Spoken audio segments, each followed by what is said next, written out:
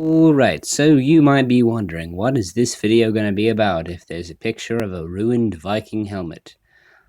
Well, let me tell you what this video is about. This video is about an idea that I had of, hey, ever notice how the Klingons in Star Trek um, are kind of similar to Vikings? Well, fictionalized Vikings, at least, since real-life Vikings were a lot less violent and brutal than the Klingons in Star Trek ever were. But anyway, did you ever notice that there are some striking similarities? For one thing, it is really brutal. Uh, and for another thing, it's like they're brutal and violent and bigger and taller than everyone else. But they're also good at poetry, which is something that the Vikings did a lot of. A lot of the like all the great Viking mythology in its original form is poetry. So yeah. Also, how could you make the Planet of the Apes movies more interesting? Well, we're kind of going along the lines of the original Planet of the Apes. So, what if the nuclear stuff made it so that, humans were all kind of weird looking mutanty guys, and that they're hairy too?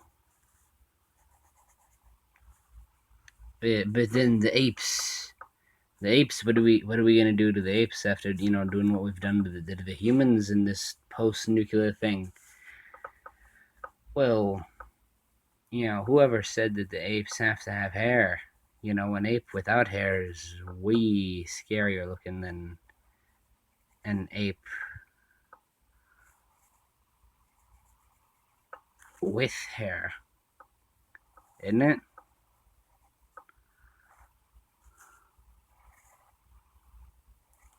Because this is kind of just what a chimpanzee looks like without hair. I mean, the head's not exactly perfect.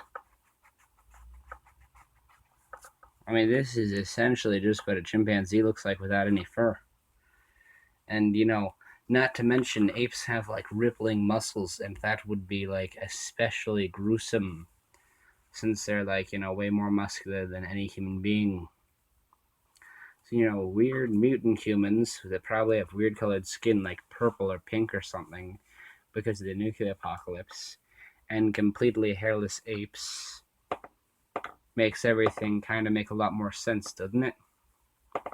And, you could have something where, like, the astronauts look kind of the same as humans, but they also look obviously different, and I don't know.